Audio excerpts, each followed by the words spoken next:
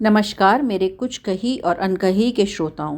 पिछली कहानी किसी का दर्द ले सके तो ले उधार वृद्धाश्रम में रहने वालों की स्थिति को बयां करती हुई थी।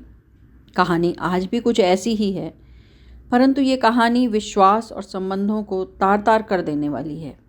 तो चलिए शुरू करते हैं सुधा मूर्ति जी द्वारा लिखित कहानी वृद्ध और वृद्धाश्रम। कार्यालय में सोमवार सप्ताह में काम का पहला और सर्वाधिक व्यस्त दिन होता है। सारी ईमेल और कागजात तैयार करने होते हैं और विचार विमर्श के लिए बैठकें होती हैं। डायरी में अनेक लोगों से मिलने का समय निश्चित होता है और अप्रत्याशित लोग भी आ जाते हैं।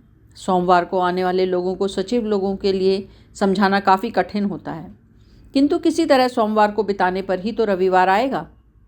ऐसा ही एक सोमवार आया। मैं ईमेल की जांच करने और उत्तर भेजने में व्यस्त थी कि मेरे सचिव ने कहा कि मुझसे मिलने के लिए 2 सज्जन बिना पूर्व निश्चित समय के आए हैं। मैंने उनसे पूछा, इन आगंतुकों में ऐसी क्या विशेषता है जो बिना समय लिए तुम उन्हें मुझसे मिलने अंदर भेज रही हो? अपने अधीनस्थ कर्मचारियों और मिलने आने वालों की अच्छी तरह जांच पड़ताल कर अपने स्तर से अनेकों को वापस करने की उसकी शैली पर मुझे पूरा भरोसा था। उसने धीमे स्वर में कहा, एक तो बहुत वृद्ध सज्जन है जो कमज़ोर और बीमार लगते हैं, और दूसरे अधेड़ आयु के। उनका कहना है कि मिलना अत्यंत आवश्यक है। वो काफ़ी देर से प्रतीक्षा कर रहे हैं। वृद्ध लोग प्राय असहाय होते हैं। मैंने कहा, अंदर भेज दो। वे बुजुर्ग आए और मेरे सामने बैठ गए। उनकी आयु 70 वर्ष से अधिक लगती थी। वो दुर्बल, थके हुए और चिंतित थे। एक फटा हुआ थैला उनके पास था। बहुत ही दयनीय स्थिति में थे वे। उनके साथ वाला अधेड़ व्यक्ति भी चिंताग्रस्त था। मैं एकदम मुद्दे पे आई और पूछा, कहिए क्या बात है? वो व्यक्ति कुछ नहीं बोले, परंतु साथी की ओर देखने लगे। उस अधेड़ व्यक्ति ने कहा, मैडम, मैंने इन वृद्ध को बस स्टैंड के पास बैठे देखा। लगता है इनका कोई अपना नहीं है। इन्हें किसी तरह का ठिकाना चाहिए। दुर्भाग्य से इनके पास बिल्कुल पैसे नहीं हैं। वो अधेड़ व्यक्ति तरह तरह की बातें कर रहा था। मैं अनेक बार ऐसे लोगों से मिल चुकी हूँ जो अनावश्यक रूप से निरर्थक बातें करते हैं। वे अपनी मंशा सीधे सीधे नहीं बताते। इन बातों का काफ़ी अनुभव मुझे हो चुका था, अतः मैं वार्तालाप समाप्त करने के लिए कभी कभी सख्त हो जाती हूँ, जिससे मुझे निष्ठुर भी कहा जाता है। मुझसे क्या चाहते हैं आप? मैंने सीधे पूछा। मैंने आपके कार्य के बारे में काफ़ी कुछ सुना है और मैं चाहता हूँ कि आप इस वृद्ध की सहायता करें। क्या आपका अपना कोई है? मैंने वृद्ध व्यक्ति से पूछा। उनकी आंखों में आंसू उमड़ पड़े। मंद स्वर में उन्होंने कहा, नहीं, मेरा कोई नहीं है। आप पहले कहाँ काम करते थे?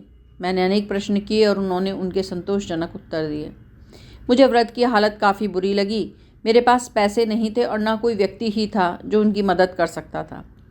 बहुत दुख की बात थी। मुझे वृद्धावस्था विश्राम गृह की बात सूझी, जिससे हम नियमित रूप से संपर्क कर सकते हैं। मैंने संपर्क किया और कहा कि मैं एक वृद्ध को वहाँ भेज रही हूँ, जिसे जब तक वहाँ रखें जब तक कि मैं उनके बारे में कुछ निर्णय नहीं ले लेती। अधेड़ व्यक्ति बोला, आप चिंता न करें, मैं इन्हें वहाँ ले जाकर छोड़ दूंगा और वहाँ से अपने कार्यालय चला जाऊँगा। तो वो मेरे दफ्तर से चले गए। मैं जल्दी ही अपने काम, मिलने जुलने वालों, कागज़ और आय व्यय लेखा आदि में खो सी गई। फिर उनके बारे में कुछ सोच भी नहीं सकी। मुझे उनके बारे में सोचने का मौका ही नहीं मिला। हर महीने मैं कुछ पैसे भेज देती थी। एक दिन वृद्ध विश्राम गृह के प्रबंधक ने मुझे टेलीफोन किया कि वो वृद्ध व्यक्ति अत्यंत बीमार हैं। उन्हें अस्पताल में भर्ती कराया गया है। उन्होंने जानना चाहा कि क्या मैं शाम को उन्हें मिल सकती हूँ। हम उस संध्या वृद्ध व्यक्ति से मिलने अस्पताल चले गए। वो सचमुच बीमार थे। डॉक्टरों के अनुसार उनकी दशा दयनीय थी और गिनती के दिन शेष थे। मैंने सोचा, हो सकता है वो इस हालत में किसी से मिलना चाहते हों।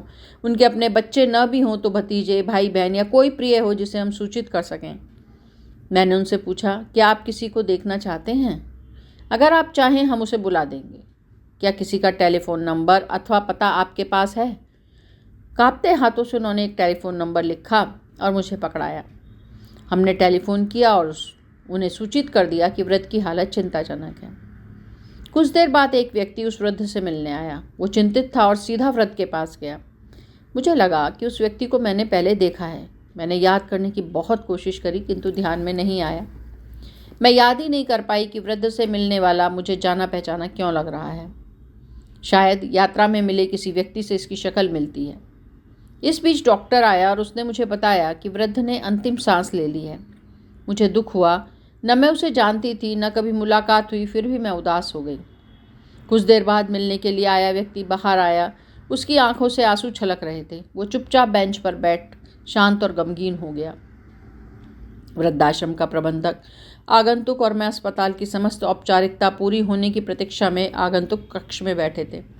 उनका थैला कहाँ है? उन्हें देखने आए व्यक्ति ने पूछा। कौन सा थैला?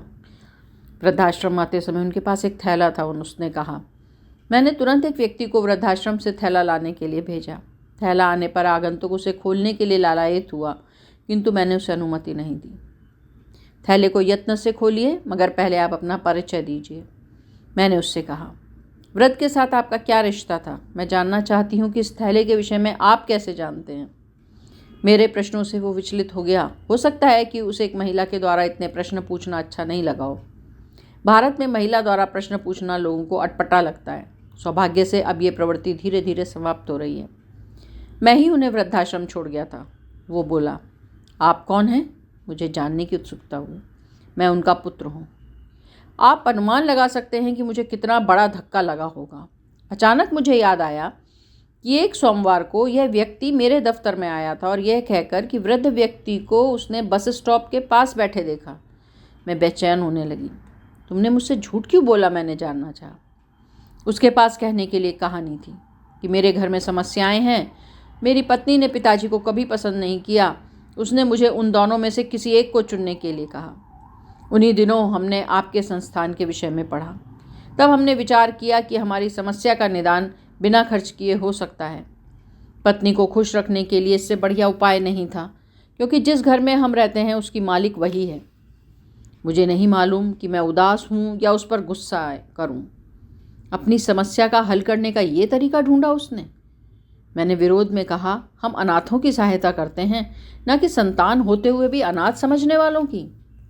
और जब थैला खोला गया तो उसमें 3 जोड़ी पुराने कपड़े, कुछ दवाइयाँ और एक पासबुक थी। पासबुक खोलने पर मैं यह जानकर आश्चर्यचकित रह गई कि वृद्ध के खाते में 1 लाख से अधिक रुपए थे।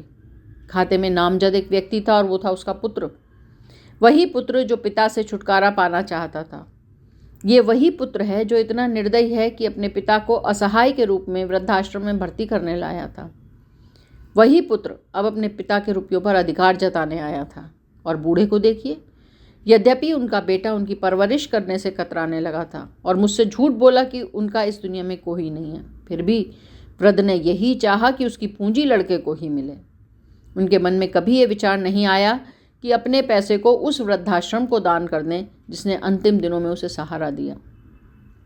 पश्चिमी देशों में वृद्धजन जब वृद्धाश्रम में अंतिम सांस लेते हैं तो प्राय अपनी संपत्ति का वारिस वृद्धाश्रम या अस्पताल जहां वो अंत समय बिताते हैं को बना जाते हैं। इससे अन्य वृद्ध व्यक्तियों की सहायता हो जाती है। वो अपना धन संतान के नाम नहीं करते, न संतान ही उनसे ऐसी अपेक्षा करती है। किंतु भारत में हमारे पास दुनिया की सबसे बुरी दोनों बातें हैं। संतानें बूढ़ों की अवहेलना करती हैं और वो बाप निश्चित रूप से अपनी संपत्ति बच्चों के लिए ही छोड़ जाते हैं।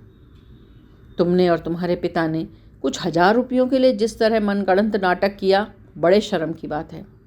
मैंने उस व्यक्ति से कहा, तुम ये बहुत ही खराब उदाहरण छोड़ रहे हो। भविष्य में जब कोई सचमुच का अनाथ व्यक्ति वृद्धाश्रम में आएगा तो हम उसकी सहायता करने में हिचकेंगे और तुम्हारे जैसे लोगों की पूंजी वैसी ही रहेगी। उसने लज्जित होकर सिर झुका लिया। ये कहानी बहुत कुछ सोचने पे मजबूर कर देती है। सच में ऐसा नहीं होना चाहिए। धन्यवाद मेरे मित्रों।